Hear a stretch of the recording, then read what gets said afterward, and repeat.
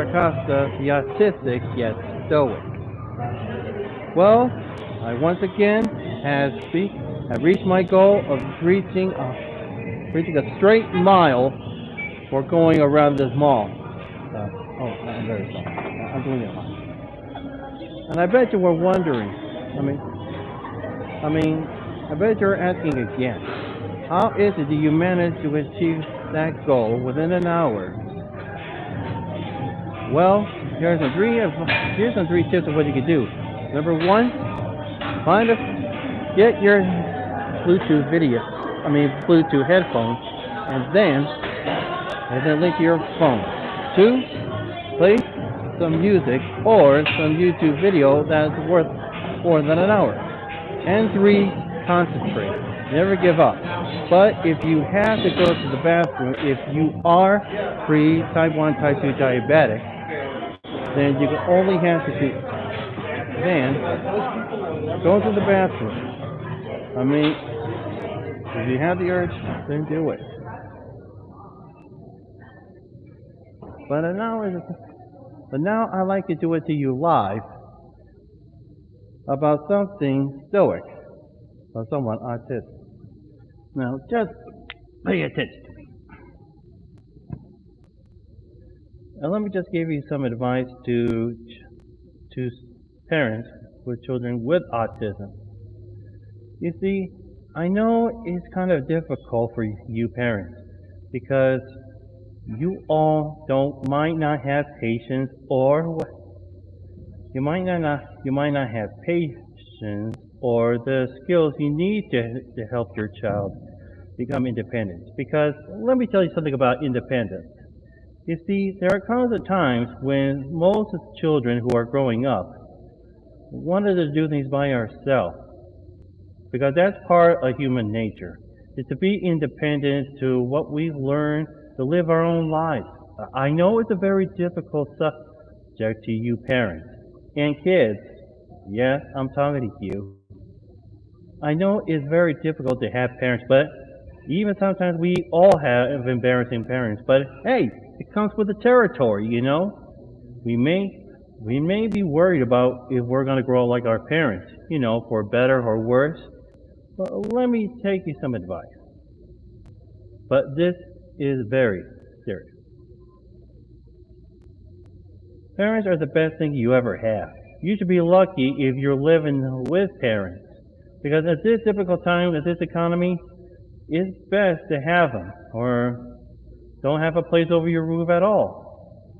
But again, listen to me, parents. I know it's very difficult, but as they say, it takes time, patience, like having a new puppy. As I said, it takes time and patience and a bit of loving and understanding for what your child has gone through. And yes, I understand this feeling, because believe it or not, I actually have such parents. Because you see, parents are here to help you. And listen to me, parents. You have to give your kids some space, even though they doesn't want to. But as one perception, junior high and high school life is practically the worst part of your child's life. But it is well worth it, because you have to understand that most of these kids need to live out. I know some of them want to be independent, and kids, you need to have your parents to help you, because there's no shame in having help, even though they don't want to. That goes for us people with mild autism or spectrum disease. But more importantly, everybody, it is better to help them by putting them to a disability place that will help your child's wants and needs, like getting a job, go to school, getting the best insurance. And yes, parents, that includes all of you to help your child. And yes, I understand that some of you parents have children that is severely autistic, that would just go around just not paying attention. And the only thing that is wrong with us is communication. unlike me, for example, which I'm talking to you, making straight eye contact. But the problem is we think so fast we want to talk straight. I mean, we try to make sense of it. I mean, most of the stuff we get with our communications is either from TV, books, or the internet. So it's obvious that you all need to do something to not only benefit your child, but to benefit you too. Because I am for the disabled people too. And the problem with me is I tend to talk a bit too fast. And I need to slow down my brain. And how do I communicate? So it is best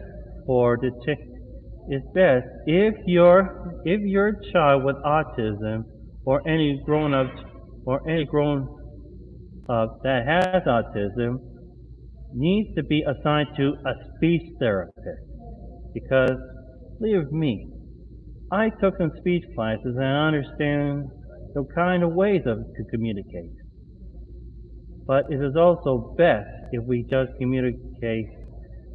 practice communicating. I mean, what you gotta do is look in the mirror, look at yourself in the mirror like so, and just trying to slow down a bit. I mean, as a person with autism, we tend to go things too fast, as I mentioned in my previous videos.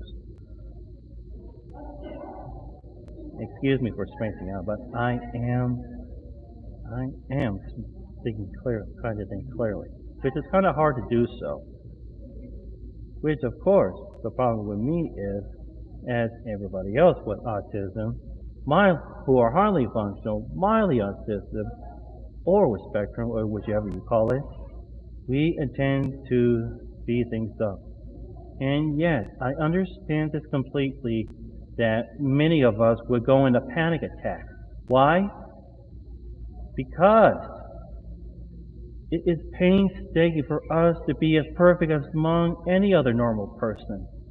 And yes, I know it's a difficult time for everybody. Like, take this story for example. As my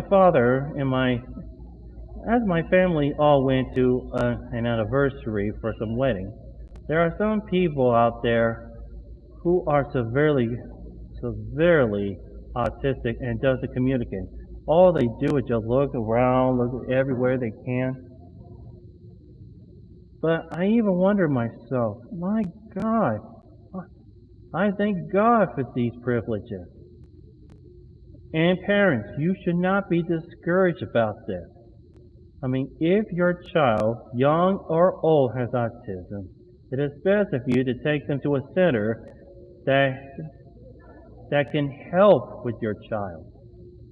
I know I'm beginning about doing the runarounds, but hey, as I said, it's communication. But as I said, don't give up, everybody. Everyone has a skill, and to all you people with autism who are highly functional, mildly autistic, or those who are severely autistic yet slowly function, don't ever give up. Because I'm not giving up either. Neither should you fulfill your dreams of whatever you want, like getting a job, drive a car, and to be among those people you adore. To be among those people you wish to be with your peers. So I'm asking you, everyone who are very disabled, never give up. Whether you're amputated or amputated, disabled, paraplegic, or whatever, I too speak for disability awareness. And we should bring the awareness that we should help those in need, like me. Thank you, everybody. Thank you very much.